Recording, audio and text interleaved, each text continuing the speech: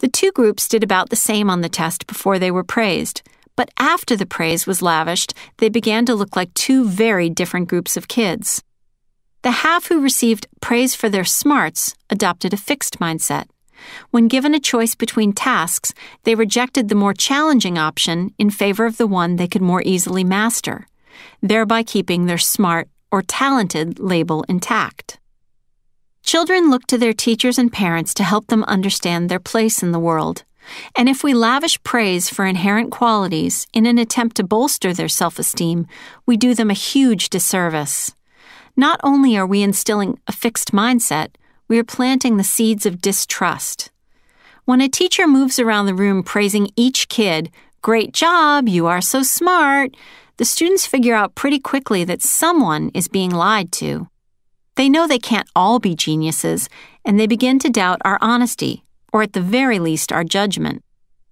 Stanford University education professor William Damon describes the damage praise can wreak on children and their trust in our opinion of them.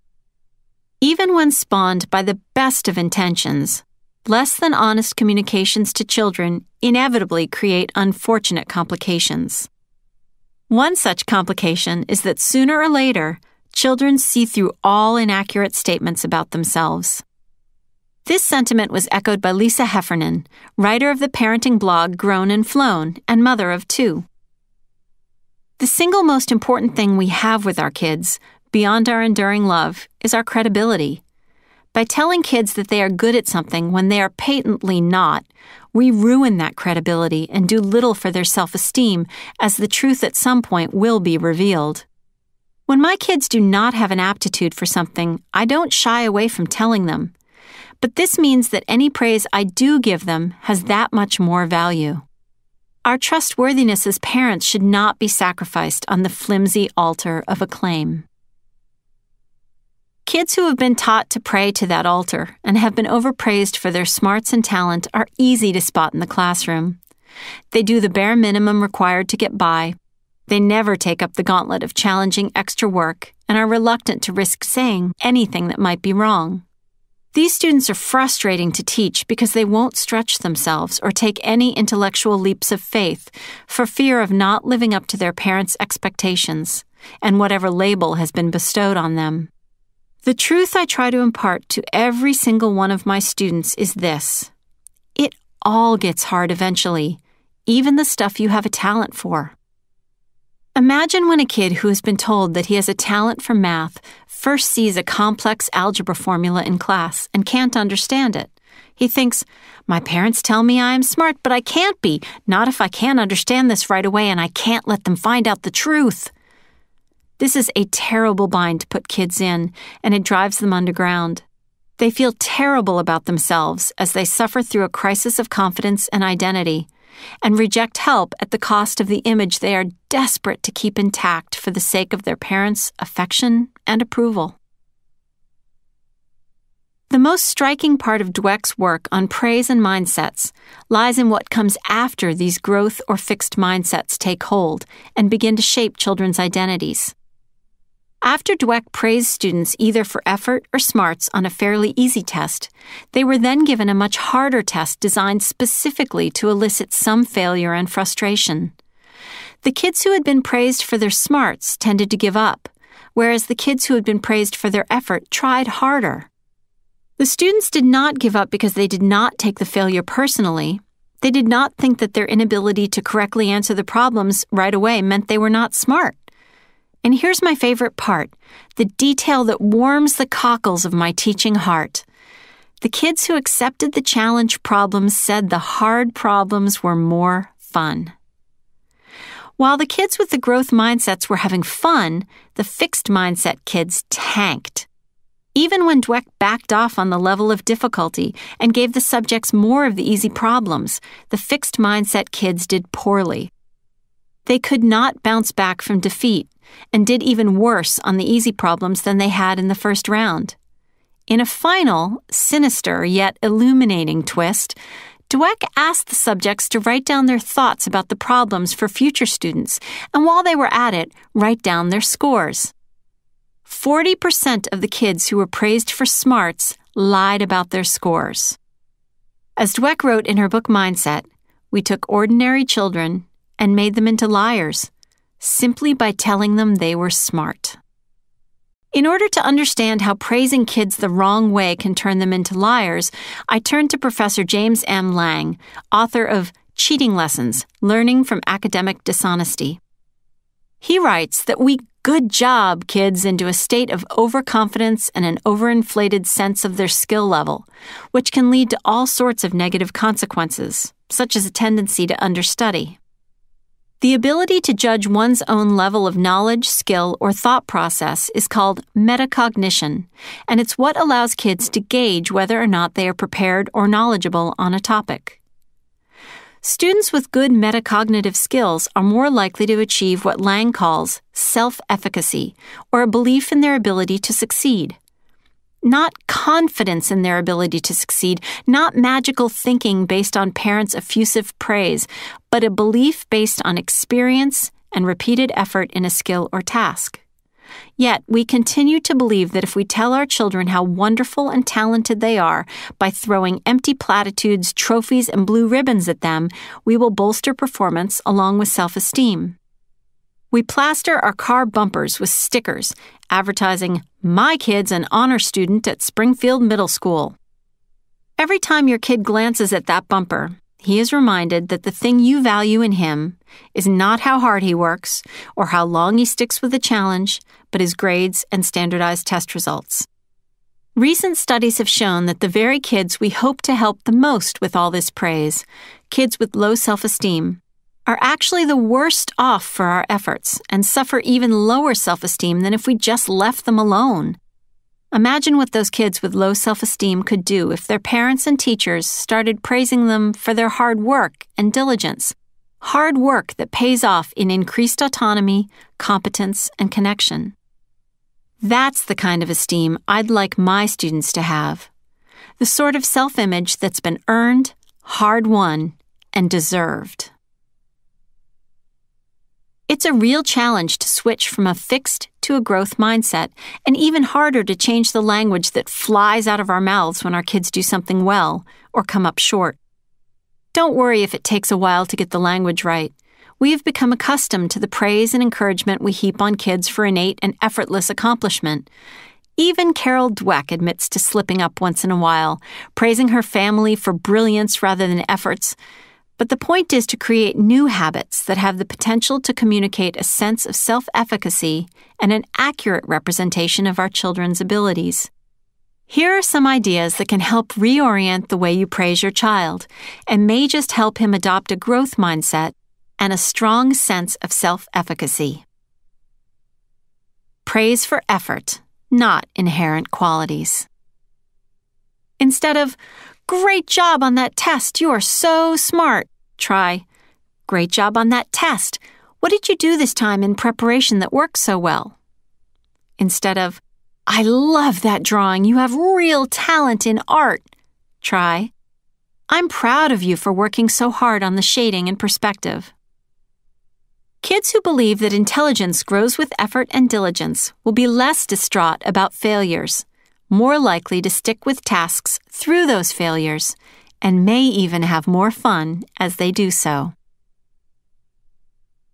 Adopt a growth mindset in your own life, even when it makes you uncomfortable. When your kids see you stretch yourself, even if you fail in the process, they will be more likely to stretch themselves.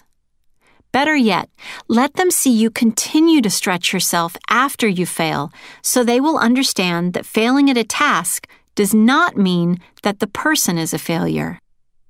You are your child's first and greatest role model, so show him that you are dedicated to the idea that success is tied to effort, not innate talent. Find the thing you believe you cannot do and give it a shot. Failure and rejection are a part of the learning process, particularly when we butt up against our comfort zones. But it's amazing what can happen once we break through that zone and glimpse the possibilities beyond. Don't reinforce maladaptive reactions to failure. We all react differently to failure, but some of these reactions are healthier than others and have the potential to teach us more. Denial, for example, tends to exacerbate and prolong failure.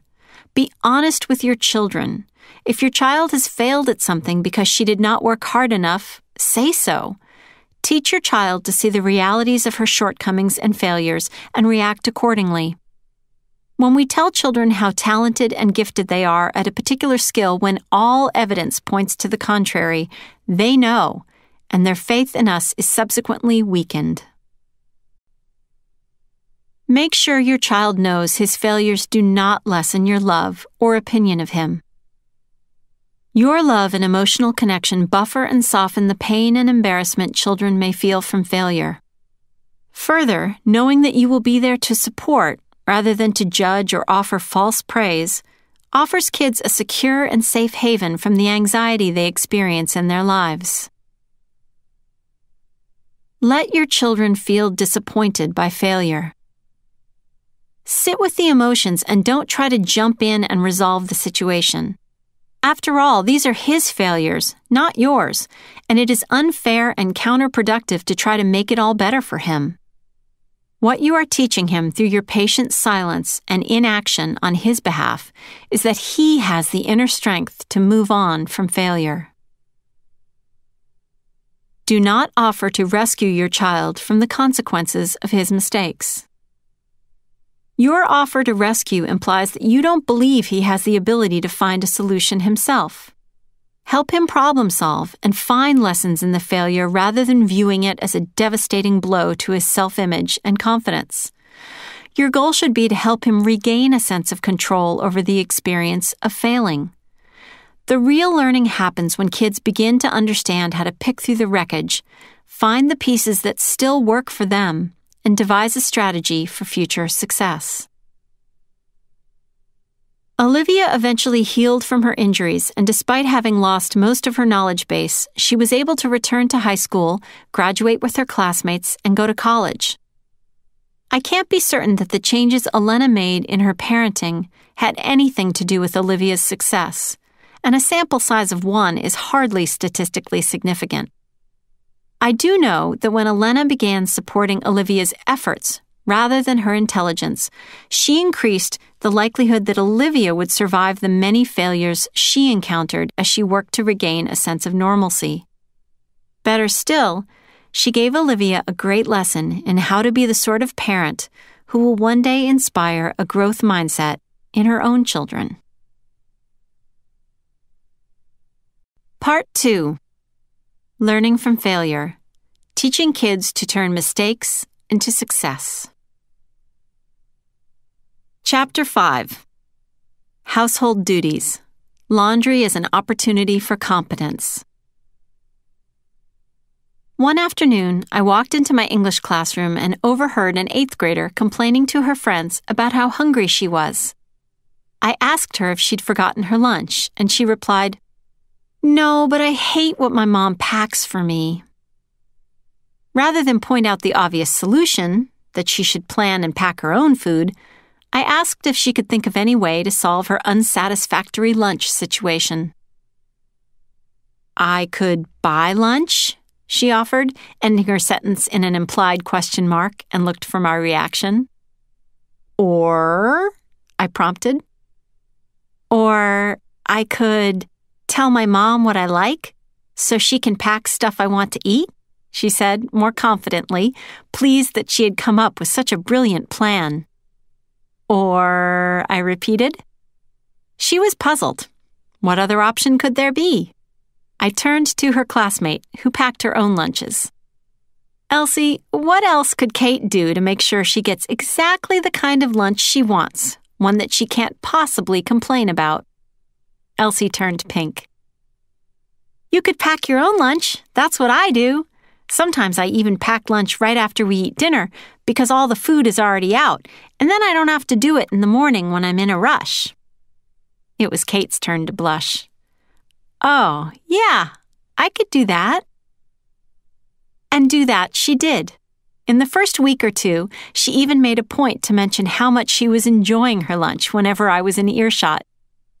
About a month later, on her birthday, she turned up in the door of my office bearing a large tray of cupcakes. "It's my birthday. Would you like a cupcake?" I made them myself. She was beaming, absolutely thrilled with this opportunity to make sure I knew how far she'd come in her culinary skills. I took one and watched her hand out the rest to her classmates, mentioning every 30 seconds or so that she'd made them herself. Even the frosting, she proclaimed. Children want to feel capable, and we used to let them before we took the onus of household duties away from them. Instead of teaching our children how to be responsible, reliable members of a family in which children contribute, we do everything for them. Worse, we don't expect competence from them, and when they do give household duties a shot, we swoop in and we fix.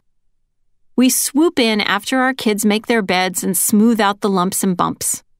We swoop in after they fold the laundry and straighten the misfolded towels. I've actually taken the sponge out of my son's hands because he was making more of a mess of the milk he was supposed to be cleaning up. I have sent him out of the room and told him to just go play when he was not doing something as quickly or as precisely as I would have. I understand the impulse to want things done better or faster or straighter, but to what end? So much more than speed and perfection are sacrificed when we swoop in and fix. What's more important, that the dishes are immaculate or that your child develops a sense of purpose and pride because he's finally contributing in a real and valuable way to the family? That the bed is made without wrinkles or that your child learns to make household tasks a part of his daily routine?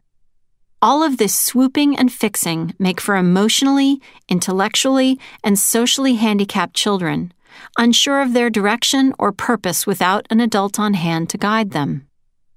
It's important that my student plans and prepares her own lunch, not because she's spoiled or because I want her to toughen up, but because the failures she will experience when she screws up making that lunch are important.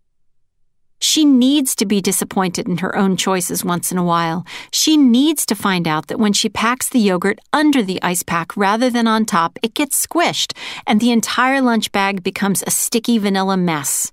She needs to know what it feels like to clean that sticky lunch bag and avoid the same mistake next time. She needs to discover all the small details, workarounds, and solutions we devise in order to avoid the million small disasters that plague ordinary, everyday obligations. A friend told me recently, after she'd had a car accident that left her unscathed but chastened, that in the middle of the crash, she'd realized she needed to make lists of all the small details her family would need to know if she was not there to take care of them. Her son needed to know that his soccer clothes had to go into the laundry on Sunday so he'd have what he needed for Monday's practice. Her daughter needed to know which fabrics can go in the dryer and which cannot, and what happens when wool sweaters sneak into the dryer by mistake. The kids should know how to fix the toilet when it clogs, and reset the water pressure tank after a power outage, and change a fuse, and winterize the lawnmower, and the million other things she'd taken care of herself rather than burden her kids with. I pointed out that if she were to die in a car accident, the location of the reset lever on the water tank would be the least of her family's worries, but I understood her point. When we don't allow our children to participate in the business of running a household, they are quite helpless without us. And she'd gotten a glimpse of just how paralyzed and incompetent they'd be in her absence. This was a wake-up call for her in large and small ways. Protecting our kids from failure, from experiencing small disasters and learning how to cope with them, isn't doing them any favors, and not just in my friend's near-death glimpse. Whether we overparent and protect out of a need for perfectionism, a desire to show affection, or a need to prove our own parenting excellence, we deny our children the opportunity to be full members of the family with their own duties and responsibilities. We withhold the gift of failure, forgetting that some of our best parenting moments happen in the midst of disaster. My friend and New York Times editor KJ Dell'Antonia loves to tell the story of the day a friend's car veered off her icy driveway into a snowdrift. The adults were stressed out and angered by the accident, but the 6 or 7 kids on hand were thrilled and excited by the opportunity to pitch in and help get the car back on the road. They rallied together, fetching cat litter for traction and shovels, and devised all sorts of ramps and levers and pulley configurations in order to maneuver the car back onto the driveway. KJ still marvels at the optimism and enthusiasm that the kids brought to an otherwise frustrating situation. It was as if they were waiting for a crisis, an opportunity to prove just how ingenious and helpful they could be. They tried and failed at their many schemes to free the car, but they reveled in each new inspiration. KJ speaks of that afternoon as one of her favorite memories of the winter. And when I asked her son about the afternoon, he immediately broke into a smile as he launched into a retelling of the day's adventures. When we exclude our kids from household disasters, we lose an easy opportunity to recover from those failures. Household tasks can be daunting at first. We encourage them to be freeloaders and stick with the things they're good at: watching, being waited on, and making that face of perplexed impatience, hoping an adult will pass by and rescue them from their inability to solve problems. We teach our kids that they only need to worry about themselves and risk pushing them over the line between ineffectual and incompetent, right into lazy and narcissistic. Ineffectual and incompetent can be remedied with some patience, but the re-education of a narcissist is a much bigger challenge. In talking with teachers about what children are capable of doing around the house, it has become clear to me that teachers have much more faith in children's abilities than parents do. When I ask teachers for lists of skills that kids can do on their own, skills that parents don't believe they can handle, I received pages and pages of suggestions. One teacher, when faced with the question of what her kindergarten students could do if given enough time and patience, smiled and said, "Everything." I have written my fair share of secondary school and college recommendation letters, and I can't begin to recount the number of times I've reviewed carefully cultivated and well-planned transcripts, complete with extensive accounts of the students' commitment to service, time spent serving up dinners in homeless shelters, sorting donated clothing, building latrines in Costa Rica. Yet I know for a fact that the child in question has never done her own laundry. We currently spend huge amounts of energy and money on service trips and charity work and obsess about how these efforts will look on a college application. But a child's education and service to others should begin at home, for her own family, and sooner rather than later. Just because your child has never done the laundry or loaded the dishwasher does not mean she is not capable of doing just that. Kids are creative and resourceful, and even tasks that seem unmanageable due to limits of heights or dexterity can be accomplished with the aid of a step stool and simple directions. Those dishes that belong in the high cabinets above the counter? It took a half hour, but when my younger son was first assigned dishwasher duty at 6 or 7, he dragged a chair from the living room to reach the shelves. One by one, he put those plates away where they belonged. When I had asked him to unload the dishwasher, I'd forgotten about the high shelves, but he'd figured out a way around that obstacle himself.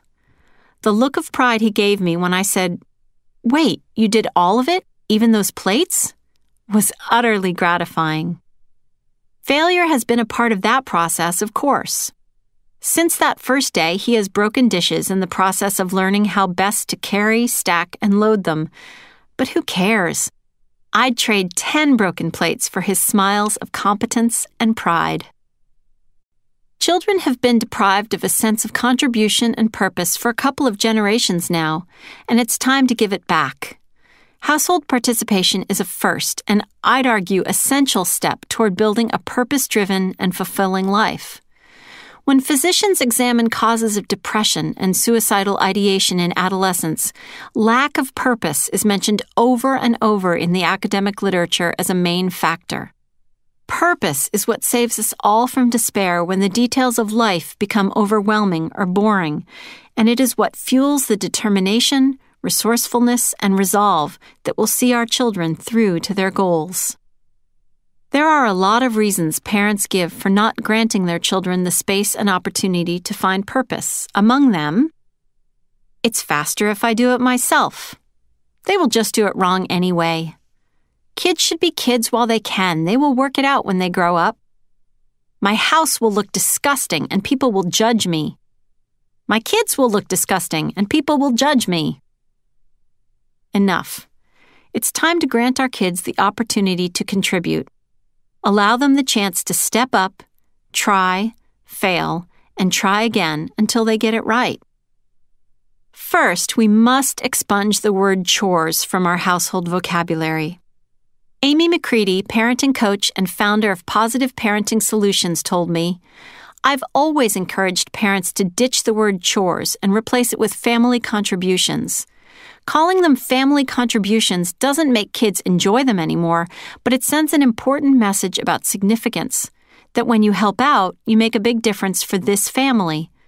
We all have a hardwired need for significance, and this is a great way to foster that in all kids, from toddlers to teens." As your child discovers her significance and purpose, it's important to keep in mind that she's going to fail. She's going to make a mess of things from time to time as she learns. Her contribution to the household is not simply an item on a checklist you post on the refrigerator, but a process, an education. You know how to fold laundry just the way you like it folded. Your daughter does not. Let her muck it up the first couple of times. Give her the opportunity to notice that her folded shirts look different than the other ones in her drawer. Let her brother get frustrated with her because his pants are inside out and damp because the dryer twisted the leg in a knot. Let her discover for herself that when she leaves the clothes in the dryer overnight, her favorite shirt becomes hopelessly wrinkled, and maybe next time she won't let that happen. Your house might be a little less perfect than usual as she learns how to become useful, and your kids may have to go out in public wearing those damp pants and wrinkled shirts. But if you care about the judgment of teachers, friends, and neighbors more than you do about your child's sense of competence, that's something you should think about. Eventually, she'll become competent in the details of doing the laundry, not just to completion, but well. Given enough time and lots of opportunities, she may even figure out how to fold a fitted sheet. As our children's first teachers, parents are in the best possible position to teach kids how to focus on goals and face everyday responsibilities and challenges with courage and a good attitude. If we are easily defeated, they will learn to become easily defeated. Children who view obstacles as overwhelming and insurmountable give up on their goals. Kids who have witnessed their parents' resolve and resourcefulness and been allowed to develop great problem-solving skills don't give up. They get down to the business of using pulleys, levers, and all the other tools at their disposal to move obstacles out of their way and finish the job. Here's how the magic happens. Great expectations and genuine accountability. Set clear expectations and hold your kids accountable when they don't meet those expectations. No bribes or rewards of cash payment. Remember, those kinds of short-term incentives can be used to kickstart motivation, but don't work as long-term strategy. Besides, the message should not be that one contributes to a family in exchange for money, but that one contributes because one is an integral part of a cooperative unit, a group of people who depend on each other, both for labor and love. Explain to your children from an early age that you expect them to contribute to the running of the household. If they are older and have never been asked to contribute before, be honest. Cop to the fact that you failed yourself and have been underestimating their abilities all along. Brainstorm as a family about jobs the kids are capable of learning and come up with a list of expectations. You can post or not post this list, that's up to you, but the expectations have to be clear and age-appropriate. One mom I know draws pictures of dishes or a washing machine or a lunchbox for her little kids who can't yet read, while the lists are written out for her older children. Step away and hold your tongue. Once you've outlined your expectations for your children, explain that you will not be nagging them until they complete their responsibilities. If your daughter's job is to clean up her place after meals and rinse the dishes before putting them in the dishwasher, and she forgets, leave the dishes out. This is where the teachable moments happen. Explain to her that the once easily rinsable food dries over time, and it will be much harder to clean it off when she finally gets around to it. But the dishes will remain on the table, waiting for her to clean them up. This is going to require a lot of restraint on your part. Nagging and pestering is the fastest way to destroy motivation as well as destroy your connection and relationship with your child. Even if that dish sits on the table for 2 days, don't nag or hover, and absolutely no swooping in or fixing, but be present and help problem solve. Parenting coach and author Vicki Hoflick calls this method duct tape parenting because, yes, sometimes keeping our mouths shut and holding ourselves back from interfering in these learning moments requires something as strong as duct tape. Keep the concept of autonomy supportive parenting in mind and offer support, not control. Be there to help if he is not sure about a cycle setting on the washer or if something goes horribly awry with the fabric softener, but find something absorbing to do while he goes about the work. No butting in, no prompting, and no correcting unless asked. Oh, and one last thing. If you go behind your child's back and redo the chore he has just finished to his satisfaction, even if it's after he's left the room, he'll notice. You will be telling him through your actions that not only is he incompetent, but that you will finish the job if he's careless. That is one lesson you don't want him to learn, both for his sake and for yours. Praise your children for the effort they put into the chores, particularly if they really had to problem solve or had to stick with a task that was not going well. When I praised my son for putting those plates away in the high cupboards, I was not praising him for taking on the task, because he knew I expected that of him. Rather, I was praising him for the extra effort, determination, and perseverance he showed when he hit a roadblock. Ditch the lollipops. If your child has become addicted to the rewards you have been offering for helping out, you have a little extra work ahead of you to reorient her thinking. Questions of, what do I get if I do that? And how much will you pay me? Must give way to a new motivation, and the transition can take time and patience. First, stop using rewards as your default strategy. If you must reward for household duties, try to put off the reward for as long as possible in order to disengage the reward from the actual task, or make the reward non-material.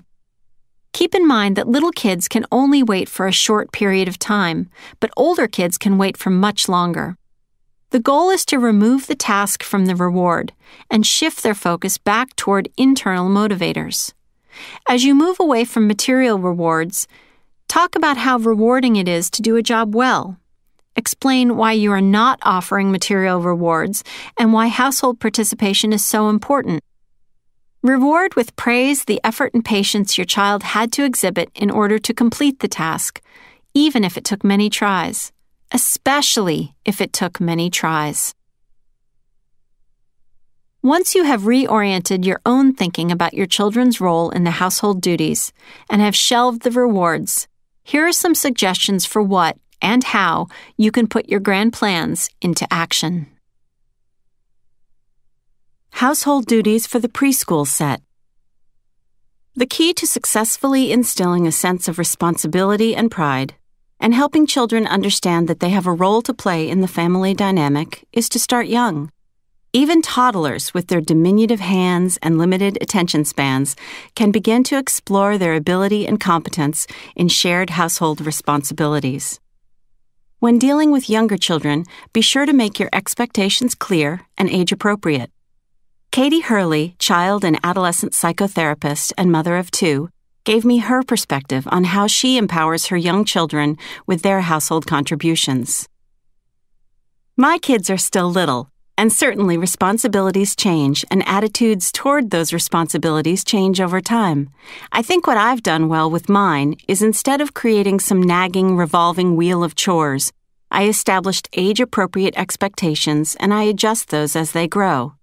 Telling Riley she can use the special wood cleaner and clean all of the wood furniture in the house empowered her to feel more responsible. Giving Liam the power of the Swiffer dry mop gave him a bump in his confidence. We have family cleaning days where we all pitch in and then do something fun after, but I try to keep it mellow and don't place undue stress on it. Our mentality here is that we all live here and we all help each other out. They might not make their beds the way I would, but the beds are made and they have pride of ownership. Win-win. I see a lot of very controlling parents in my practice. Everything has to be perfect or punishments are the result. That's a mistake and only ends up creating resentment and anxiety. Communicate family participation as a privilege or even a game, and toddlers can accomplish more than you might expect. Here are some examples of the kinds of tasks toddlers are capable of learning. Put their dirty clothes in a basket or hamper. Dress themselves with clothing that's not too complicated. Fold simple items of clothing or linens such as pillowcases or washcloths. Put their clothes away in drawers. Follow 2 or 3-step directions in order to complete tasks. Get your toothbrush, put toothpaste on it, brush your teeth. Throw trash and recycling away in the proper place. Put toys away in tubs and baskets when they are done playing with them. Get out and put away their dishes as long as you arrange their cups and bowls on a low shelf. Feed the dog or cat. As children graduate from toddlerhood and move toward preschool, start teaching them how to manage more complicated duties. Kids between 3 and 5 are big fans of counting and sorting, so give them jobs around the house that encourage them to practice these skills while instilling responsibility. Ask them to put 5 books on that shelf, or ask them to count out 5 oranges and place them in a bag at the store. Kids this age are perfectly able to make their bed, straighten their room, sort and categorize items such as utensils in a drawer or socks in the laundry, water plants, clear their place at the table. Learn to not freak out and cry about spills, but get a towel or sponge and clean them up by themselves. Prepare their own snacks. Children as young as 5 can understand and accept the consequences of their actions and inaction, but only if they experience those consequences. Left her bagel on the coffee table and the dog ate it? Don't make her a new one and she will remember not to leave it within reach of the dog's mouth next time. Forgot to put her favorite DVD away in its case after she watched it? The next time she wants to watch that movie, don't help her look for it in the pile of loose DVDs and remind her why she can't find it. Refuses to put her clothes in the hamper? She won't have her favorite pink sweatshirt to wear to preschool. Left her favorite stuffed animal at school? She won't have that particular nighttime friend to cuddle with when the lights go out. These responsibilities and the lessons they carry are not really about DVDs or stuffed animals. They're about learning how to be responsible, to show initiative, and to follow through.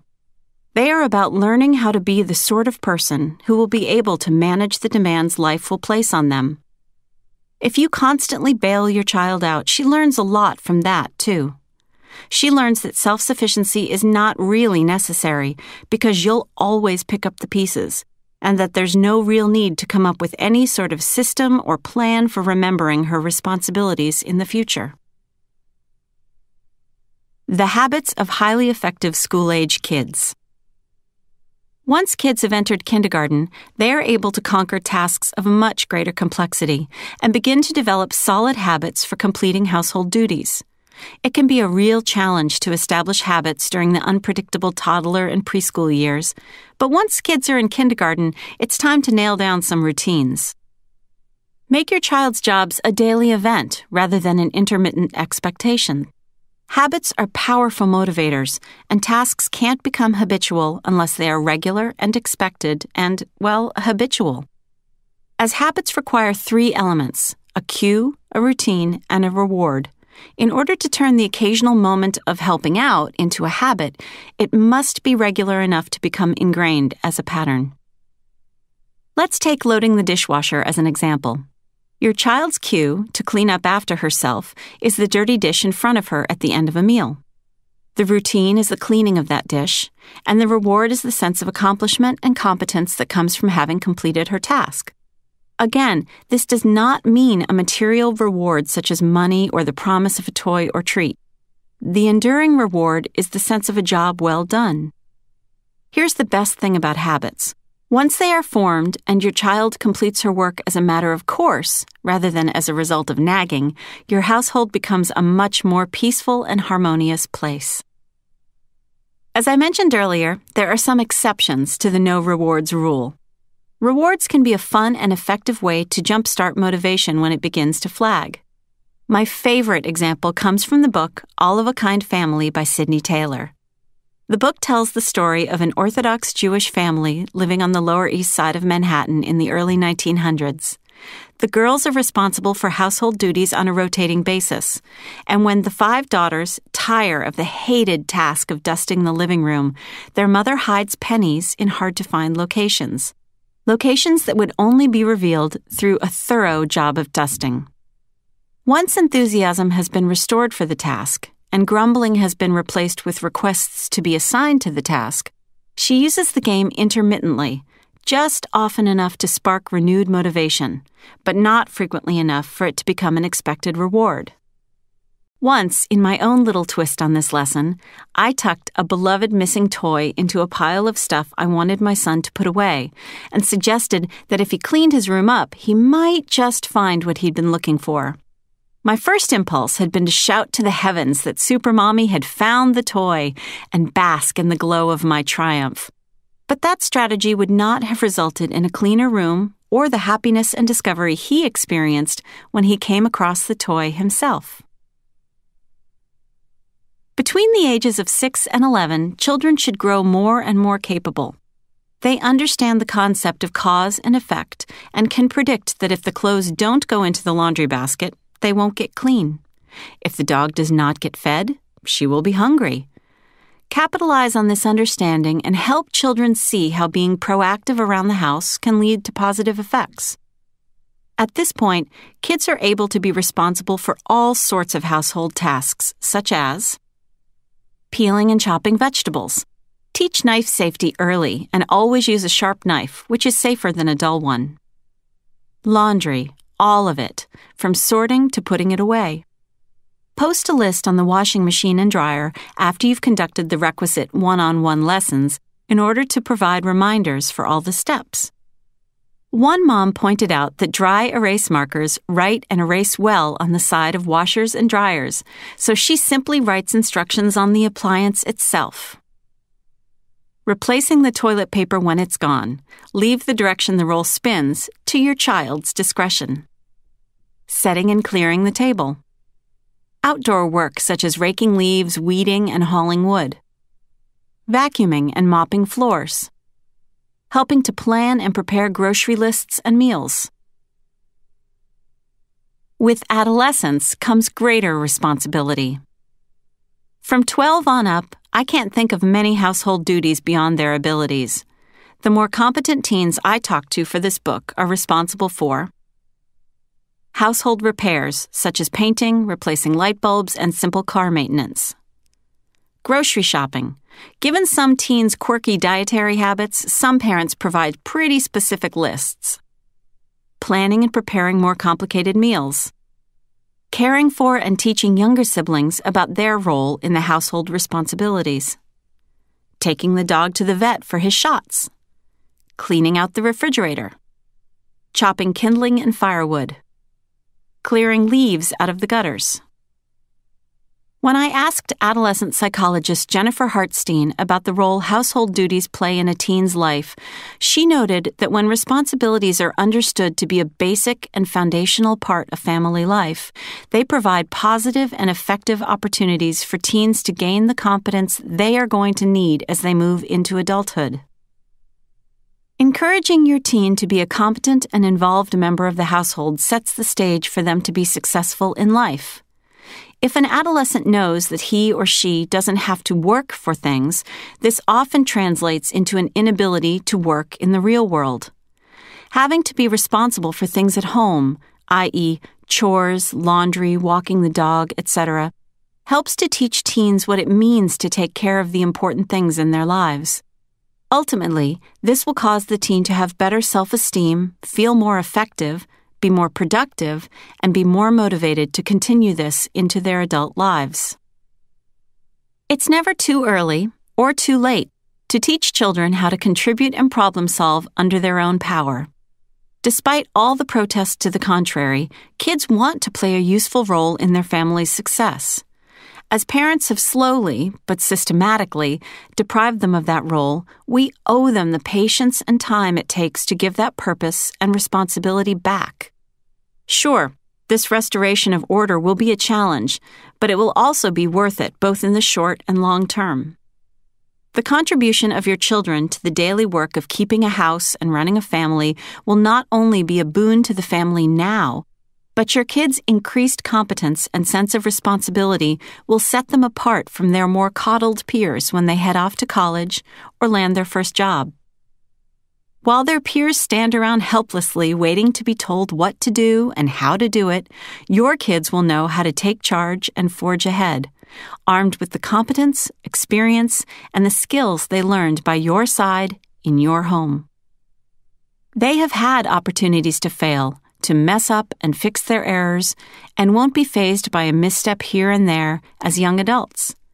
As an added bonus, the stories about the time the washing machine foamed over because your son used dish soap in place of laundry detergent, and the afternoon you all worked together to solve some funny in retrospect family emergency will be the tales you weave in and out of your holiday celebrations over a lifetime.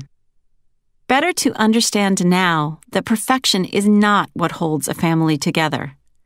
The bond forged through shared struggle is what endures over the long haul. Chapter 6. Friends, Accomplices to Failure and the Formation of Identity. The dad running back and forth between the play structure and the sandbox meant well, we could tell, but watching him work himself up into a sweaty lather was exhausting even from a distance. My friend and I watched from our bench in the shade, quietly nibbling our children's cheddar crackers, diverted by his feats of extravagant overparenting. One of his children, a girl of about 6, was playing in the sandbox with my friend's daughter and 2 other girls. They were playing well together, but there was the usual jockeying for power going on between them, and they occasionally erupted in shouting as they fought over the coveted roles in their communal game. His other child, a toddler, was gleefully testing the limits of his strength and agility, repeatedly attempting to pursue a much older child up a slippery slide. Both of his children were having a grand time in the moments they were allowed to play on their own. The father, however, was nearly apoplectic with worry. He could not simultaneously supervise the details of both children's play, so he ran back and forth between the two, sometimes towing the toddler under his arm as the boy screamed in protest. Every time the girl's voice rose to a shout, or one of the other girls shouted at her, the father rushed in to sort out their issues, soothe or bribe the girl with the promise of a snack if she would just play nice. When one of the other girls spoke harshly to his daughter, his eyes swept the crowd, searching for backup in the form of the other girl's parents. My friend wisely kept her mouth shut and averted her eyes when he looked in her direction. Meanwhile, his toddler seized on the opportunity of his father's momentary inattention to run back to the slide, which made the father so nervous that he abandoned the management of his daughter and ran back across the playground for round 2. I can only imagine how tiring and stressful the play session was for that dad. As for the kids, I can't imagine they enjoyed all his meddling. They seemed to have fun in fits and starts, but as soon as they gathered momentum and the play took on a life of its own, it was shut down due to noise or conflict. What that overwrought father did not understand as he struggled to manage his kids' every move was that he was defeating the very purpose of their playtime. Our children's social lives begin in infancy when they gaze up at our faces and mirror our smiles, or convey the soggy discomfort of a wet diaper with a wailing cry. Once those babies move beyond the close company of their parents and venture into relationships with other children, however, they begin a lifelong education in rules of social conduct and the vocabulary of the subtle cues human beings use to communicate with each other. Fluency in the language of human social interaction will determine the success of all their future relationships, and failure to develop fluency is a significant handicap in life. Much of the foundation for this fluency is taught through free play with other children. In her book, The Nurture Assumption: Why Children Turn Out the Way They Do, psychologist Judith Harris argues that parents matter much less in the development of our children's nature than we'd like to believe, and that peers, not parents, shape much of our children's behavior and experience of the world. Peers teach our children how to interact and negotiate with other people, and this education starts in the sandbox, where children learn to play cooperatively, respond to the needs of others, and construct their own imaginary worlds. Play is a vital part of human development for many reasons. Board games teach logic and planning, making forts, spatial and construction skills. Basketball pickup games, teamwork. But the most important lessons of play and friend time are interpersonal, and these lessons are best learned when uninterrupted and free of adult manipulations and machinations. Adults should give kids the space and freedom to learn this language and work out the tough social moments for themselves, because those fights, tussles, silent treatments, and breakups are, despite the tears and heartbreak they cause, invaluable opportunities for growth. The social conflicts of childhood are all part of our education in human relationships, and failure to negotiate also provides its own lessons. Squabbles are opportunities to be valued, not emergencies to be managed. That father on the playground leapt in to intervene at the first sign of discord, and in doing so short-circuited each one of those potential lessons. Children used to play on their own, away from the eyes of parents, and were allowed to work out these social dynamics free of parental interference. No longer. When the troublesome sand-throwing girl from the playground is removed from the squabble, she never learns to deal with her own anger, let alone the anger of her intended target. Worse, she never witnesses the rage and upset she caused. She needs to appreciate fully that she has failed at a social interaction and sit with those confusing, bad feelings. The target of the sand attack, who does not appreciate having sand thrown in her face, will send a message about acceptable sandbox behavior. In the end, the conflict will pass, and those two girls will likely heal their rift, closer and wiser for the conflict. Sure, throwing sand is a failure to communicate effectively, but when adults intervene, the lessons laid out by peers don't get the chance to settle in and do their work on the child who has failed. Children develop empathy by seeing and hearing other people's reactions and emotions, and when we don't allow our children to experience the full brunt of those uncomfortable moments, we deny them a glimpse into the consequences and impact of their actions on others. One missed lesson in the sandbox is no big deal, of course, but when that child grows up under the wing of parents who continue to rescue, from playground dust-ups to tween misunderstandings and the inevitable volatility of adolescent friendships, that child becomes an adult with no clue about how to negotiate, placate, reason with, and stand up to other adults. Andrea Nair, a psychotherapist and parenting coach, explains further in an email. The cost of overprotecting is that the child does not develop the skills to fight back, speak up, or get the hell out of the way. If a child is taught by their parent that an adult will swoop in and fight for them or save them from any form of challenging situation, that child will keep expecting that to happen and not look for solutions to help herself. That child will also not learn valuable communication skills that are necessary during the heat of emotional flooding during an argument. If the emotional and social benefits of not swooping in to rescue kids from conflict are not sufficient to convince you, how about this? The ability to enjoy uninterrupted and unrestricted free play is also predictive of academic success. In her book, A Nation of Wimps, Hara Estroff Morano points out that social interactions cultivated during free play are so important that social behavior at recess in kindergarten predicts achievement at the end of first grade, as measured by class work and standardized tests of general knowledge, early reading, and math concepts. By a whopping 40%, peer play is significantly more predictive of academic success than standardized achievement tests. Free play and the social interactions that it fosters are undervalued in our children's social and emotional growth. It is a gross mistake to think that play is time unproductively spent. Sadly, many schools are so closely monitoring recess and managing children's social dynamics that kids don't have the opportunity or freedom to let recess and lunchtime dramas play out to their logical, and sometimes illogical, conclusions.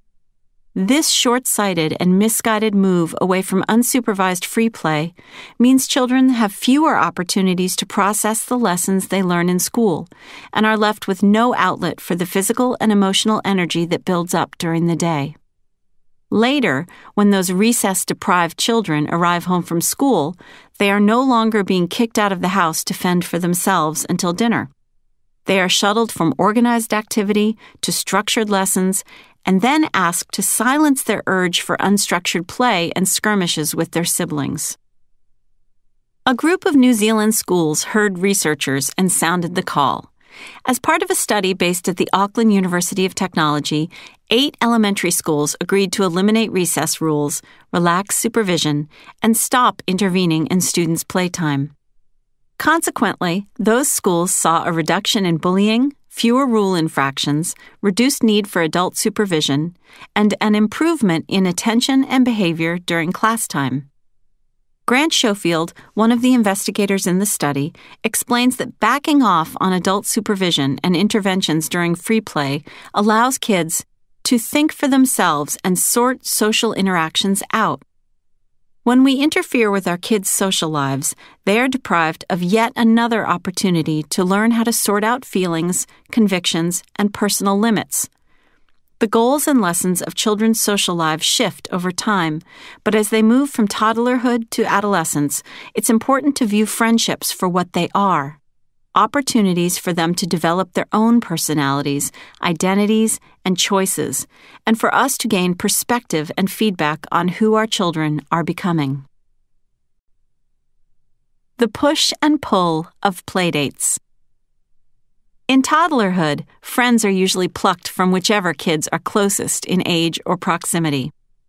Unfortunately, parents are increasingly opting for digital companions over living, breathing ones, but I beg you, put the tablets, game consoles, and televisions away and arrange playdates with a variety of real live children. Playdates don't just give you 5 minutes to breathe and enjoy your own social time with another parent. They give your child an opportunity to figure out what she likes and does not like in a companion. Give her that opportunity to learn about friendships by giving her space. Don't take charge of the playdate. Provide a safe environment and observe from afar. Unless injury is imminent, kids don't want or need you interfering in their play. Even pre-verbal children convey their wishes to playmates, and as they mature into their words, they will begin to voice their opinions, likes, and dislikes. Feel free to instruct those squabbling toddlers to use their words, but understand that they may not have the words to use. They are still developing the vocabulary they need in order to express their frustrations, and until they become more verbal, they may use their hands, teeth, and feet to express displeasure. Sibling rivalry and resolution. These rules of disengagement apply to sibling social dynamics as well, but it can be hard to remember when the screaming and squabbling become overwhelming. I've been known to intervene just to get the noise to stop, and don't really care what the argument is about by the time I've reached my breaking point. Siblings are our children's first friends, enemies, and teachers, and it's really important to let them work out their issues with each other on their own time and terms. I asked Julie Cole, writer, co-founder of Mabel's Labels, and mother of 6, how she handles the chaos and conflict. With 6 kids close in age, there's a lot of fun, a lot of love, and a lot of laughs. There's also a lot of bickering and getting into each other's business. In fact, I've been known to call them the Bickersons on occasion. I learned early on that I have better ways to spend my time than inserting myself into every disagreement. Short of putting them in a soundproof room, instead, I laid out the ground rules for how to fight fair early on, and as such, they seem to be able to resolve most things on their own. To me, fighting fair means only bickering about the issue at hand, never bringing up something from the past to use against a sibling, and no name-calling. This means that after an argument, they are back playing together 5 minutes later without ever remembering they had a disagreement. Fighting fair means I can step away and let them solve their own problems, which prevents me from pulling my hair out and being a full-time mediator. Playmate proximity to playground politics. Elementary school-age children tend to pick friends based on shared interests rather than proximity, and their play gets much more complex. As independence grows and dexterity improves, they invent games and construct elaborate adventures with complex rules for the imagined worlds they conquer. This type of play is an important learning process because it's the beginning of their move toward independence and autonomy.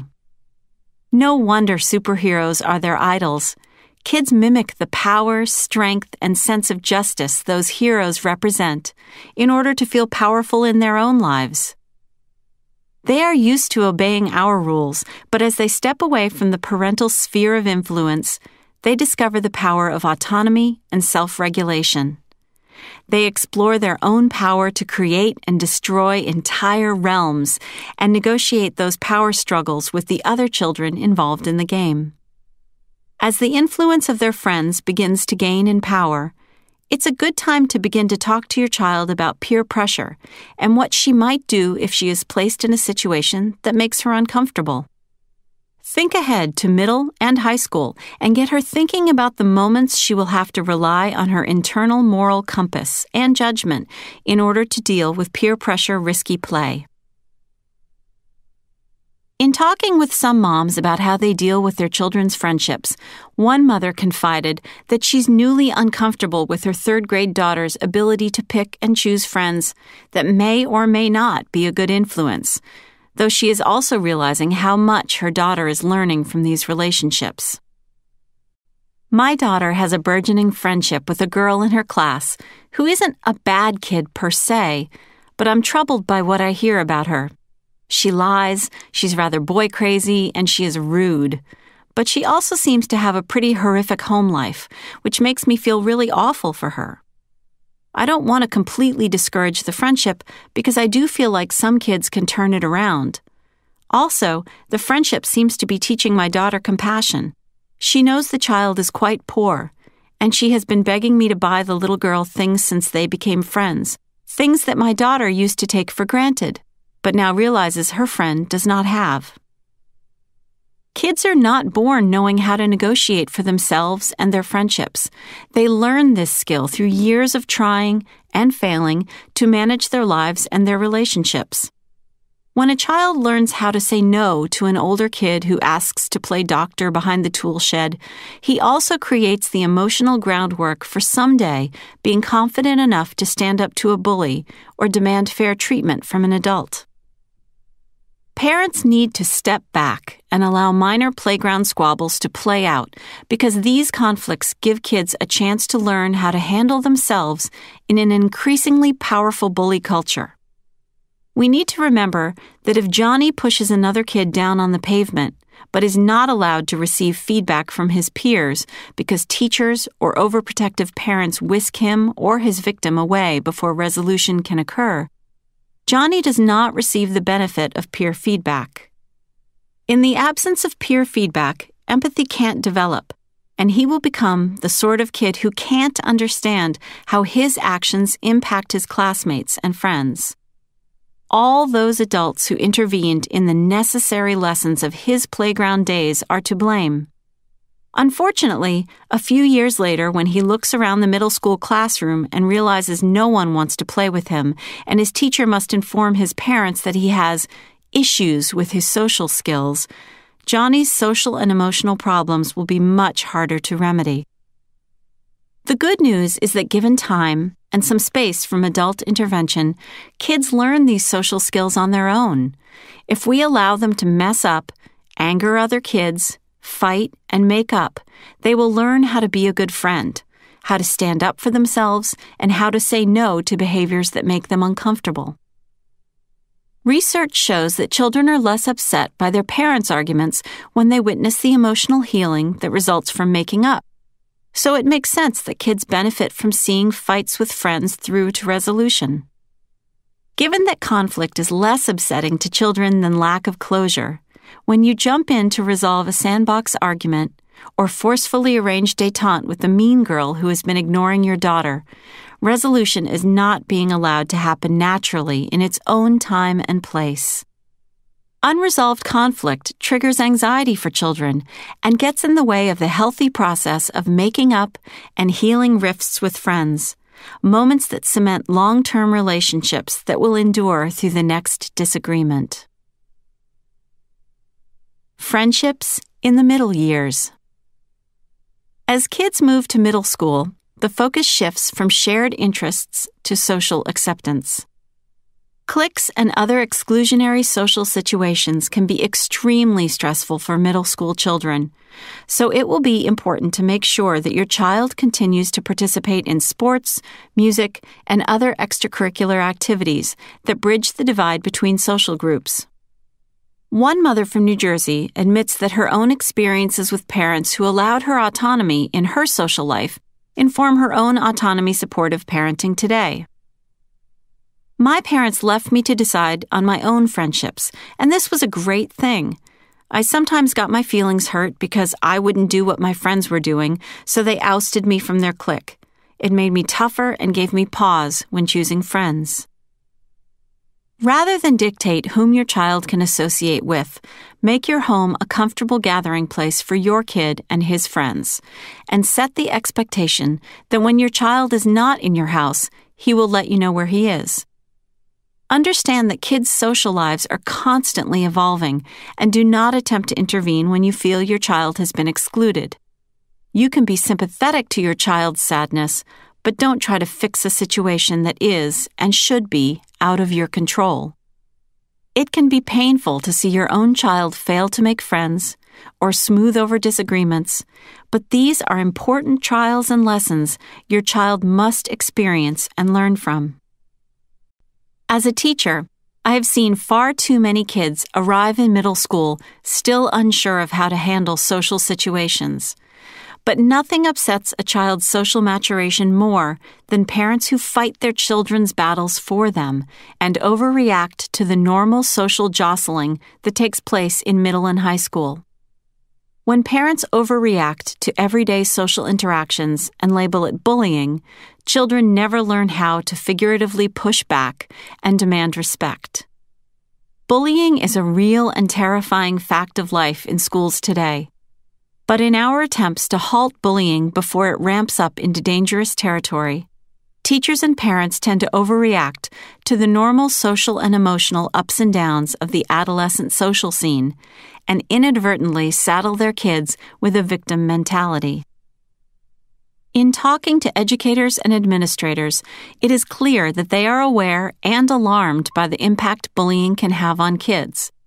But they are also frustrated by the way some parents feed the bullying dynamic while simultaneously trying to short-circuit it. At a recent speaking engagement, a high school teacher told me, "I recently taught a student who had been the target of a few of her classmates' ire because of a disagreement. And when the disagreements and behaviors rose to the level of bullying, the school bent over backwards to make sure this girl was protected and safe.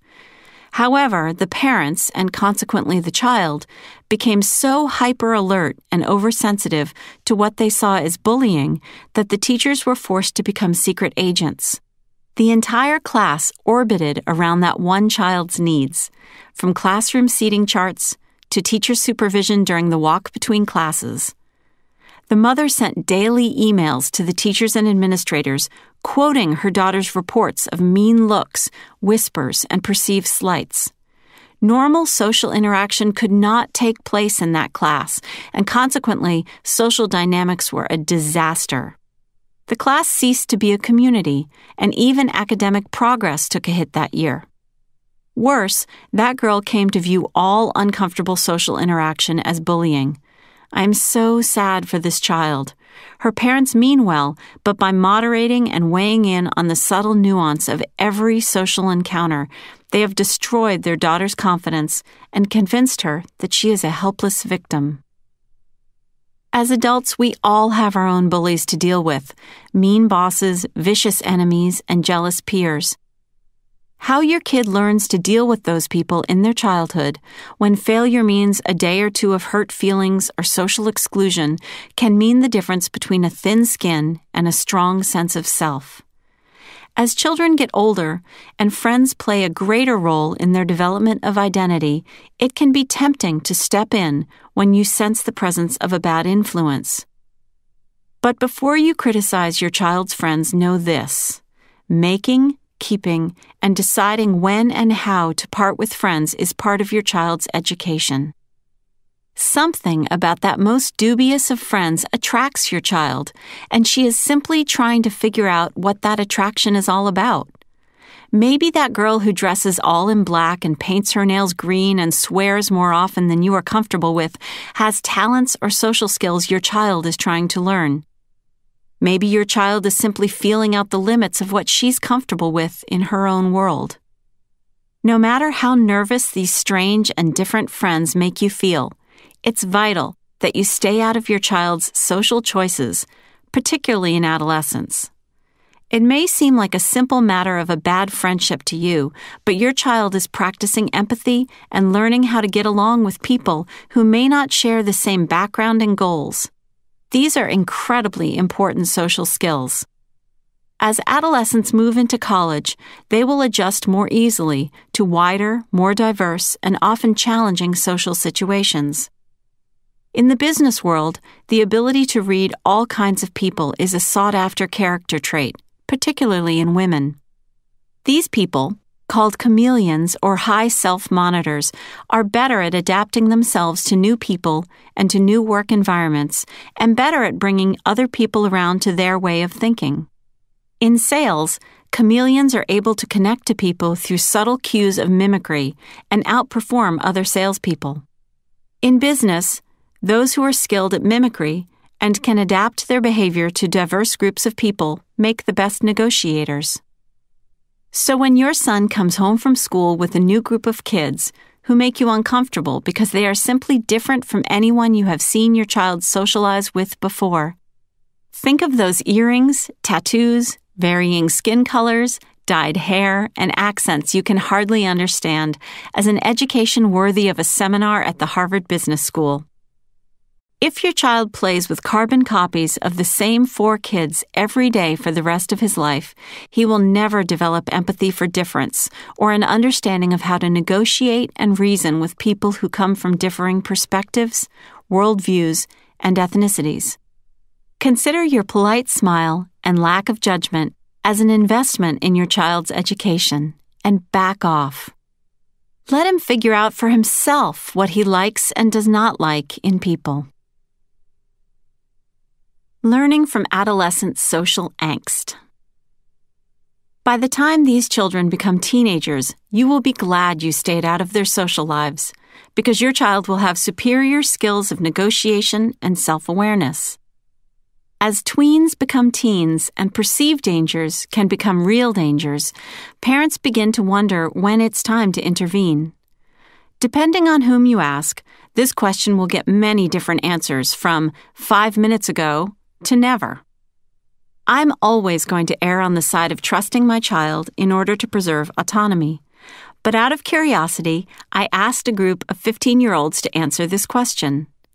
Most of the kids felt it was perfectly reasonable for a parent to snoop if that parent had a reason to snoop. If someone told you that your kid was doing something dangerous, clarified one boy. In talking to these kids, I was struck by the fact that none of them said that it was never okay to snoop. One explained, "It depends on the kid. And unless parents are being paranoid or overly protective, I think they know if they can trust their kid or not. If the kid is basically a good kid, let them figure out who they can be friends with. And even if they start acting like the bad kids, sometimes they need to do a couple of stupid things before they realize they don't want to go down that road. Give them some space." There was dissent among these teenagers about how far to let kids travel down the road into dangerous behaviors. But they all agreed on one of the biggest risks parents face when they attempt to control teenagers' social lives: trust. My friends with strict parents lie so much more than the kids whose parents let them have some freedom. Yeah, this one friend of mine, her parents think she's perfect and doing everything they tell her to do, but she's lying to them about everything, even stuff she doesn't have to lie about. There were nods all around.